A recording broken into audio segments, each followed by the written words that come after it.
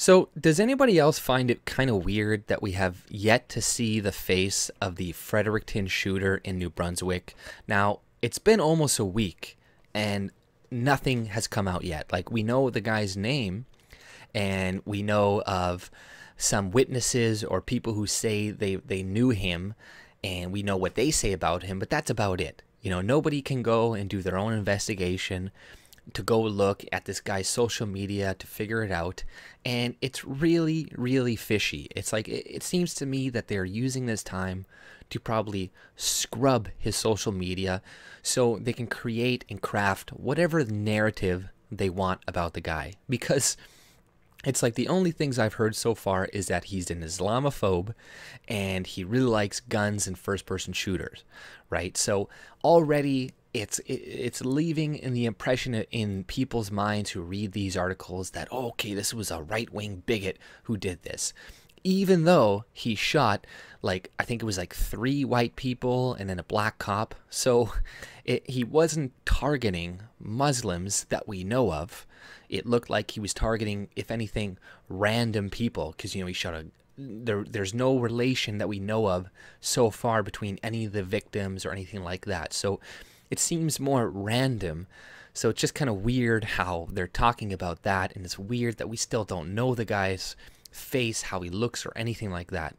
Whereas, you know, if we did, then we could find out maybe, okay, this guy, maybe he's actually like a fucking crazy leftist or something. Maybe he really, really supports Trudeau, and they don't really want this message to get out. So they're going to, okay, we're going to get rid of this, and now we can just craft whatever narrative we want. We can go by these witnesses and people who say they've known him and create the narrative, right? So in a few stories that I've read about this so far, this guy Brendan Doyle, the former owner of the recently closed Reed's Newsstand and Cafe in Fredericton, said he also asked Raymond to stop frequenting his coffee shop after he allegedly expressed Islamophobic views and shared his dislike for the Syrian refugees with patrons.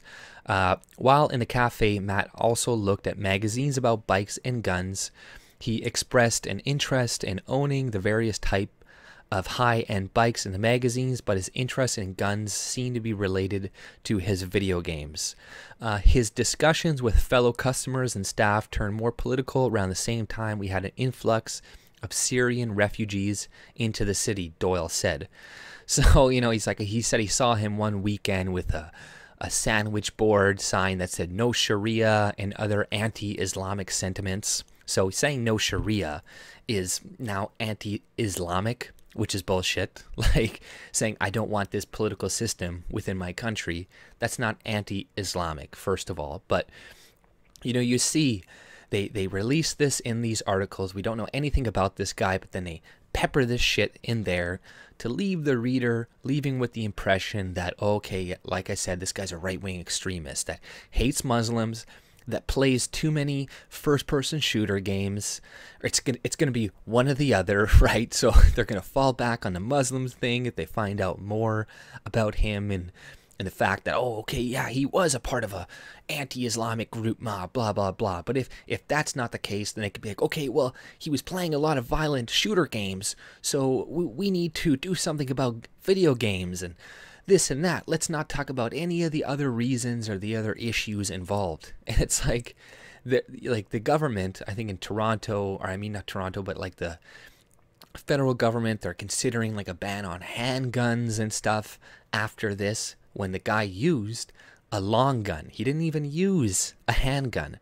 So, you know, taking away legal gun owners that own handguns makes absolutely no sense when the crime wasn't even used with a fucking handgun. He wouldn't have been able to aim as accurately as he did with a fucking handgun from where he was. You know, he wouldn't have been able to kill as many people. So, you know, I don't get why they're going for that, but they just don't care. They're just going to go for it anyways because it's a gun.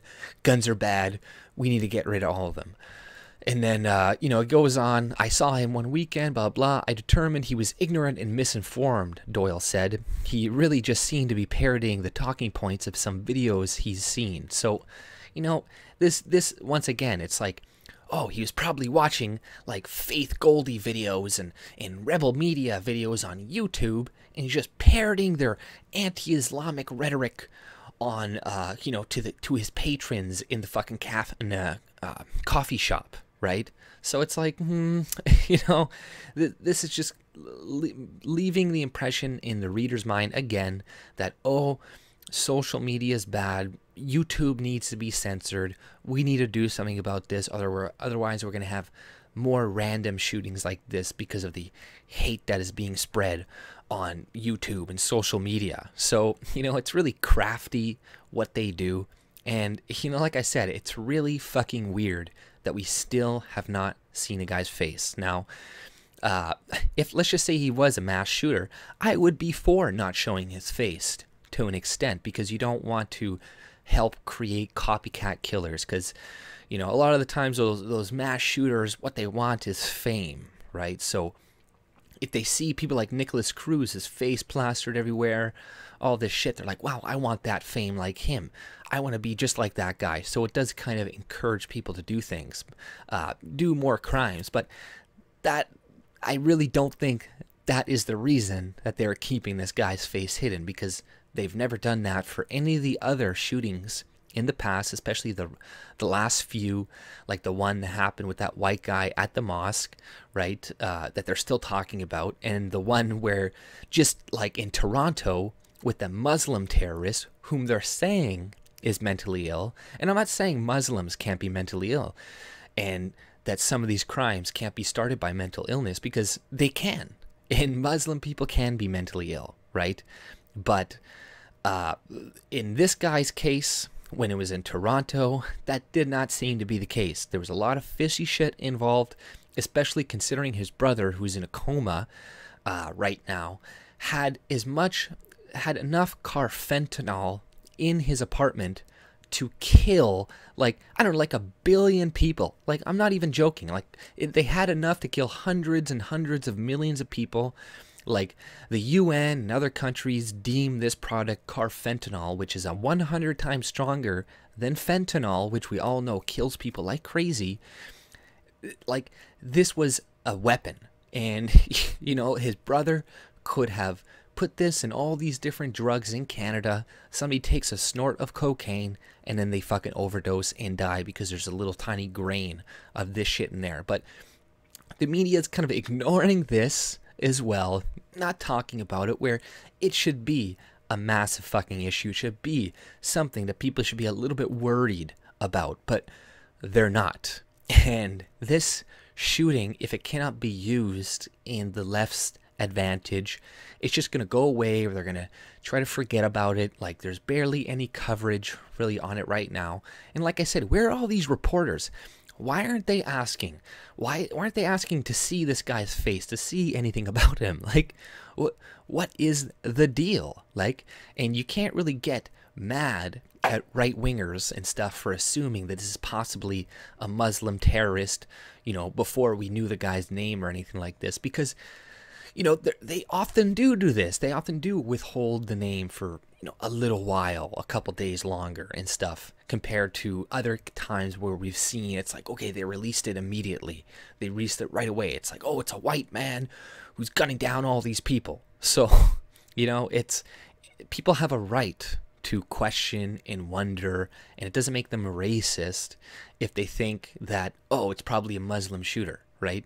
Because let's be honest, they are the ones who are responsible for the majority of the terrorism worldwide.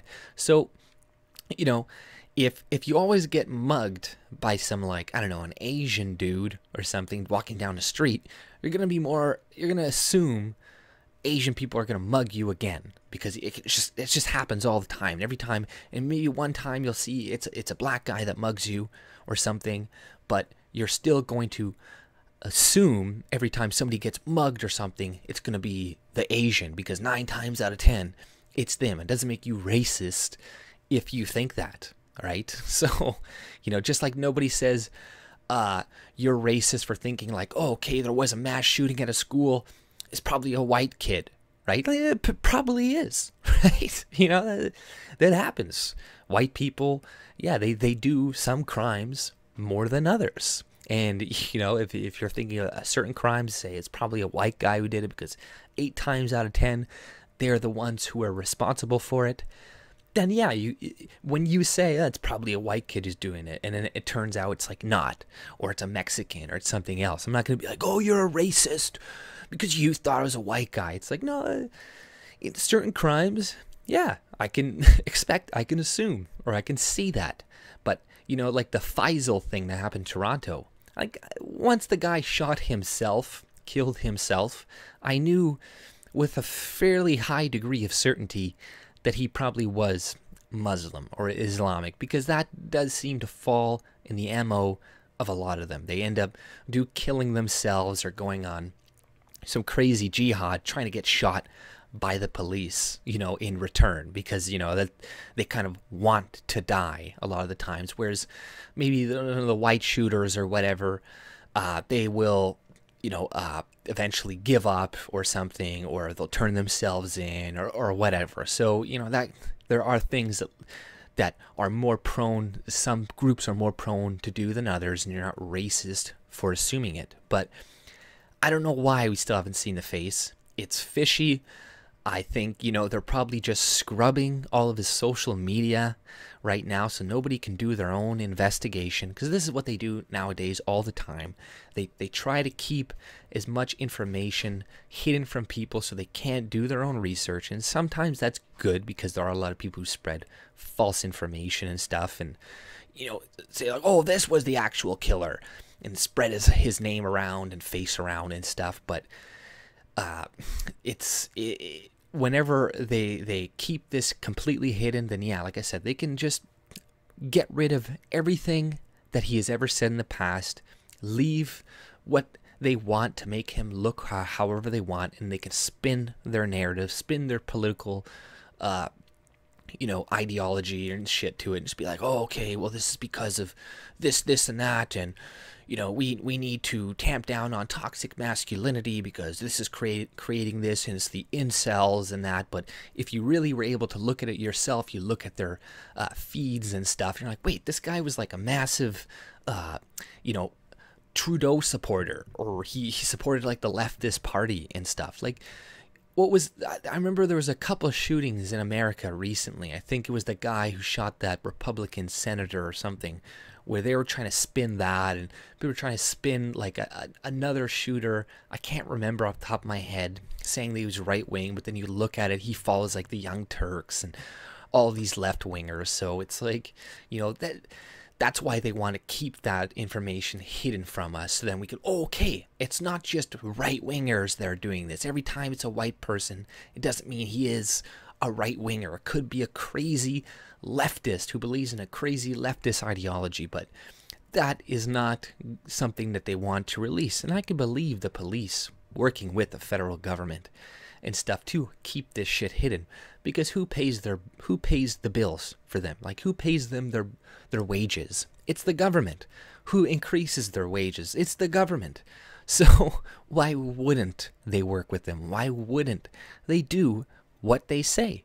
Because be like, oh, okay, if you do this, we're going to increase the police budget by this much next year, and then you could whatever, right? So, it wouldn't surprise me that they are suppressing information, and they're doing it for political reasons, to push their own political message. Like, of course, yeah, this guy had an issue with Syrian refugees, and this guy apparently went to the coffee shop from 2010 to 2017. All those years he wasn't a bigot or racist, anything like that. But then the last year, with the Syrians coming in and all the propaganda of the videos he's seeing on YouTube, repeating their talking points and playing all these violent video games, this is why he did it. Like, that's the impression they're leaving in people's heads with the articles that you are reading about this now. Like, Google the Fredericton shooting and read through the articles. Some of them don't mention this, but a lot of them do, and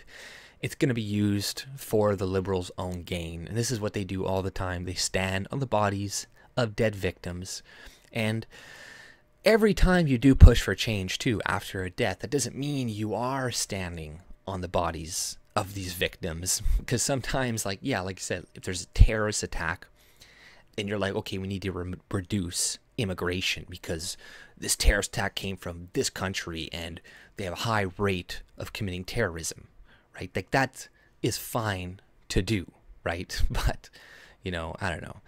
That's all I pretty much had to say. If you like my content, subscribe and have a good day. See ya.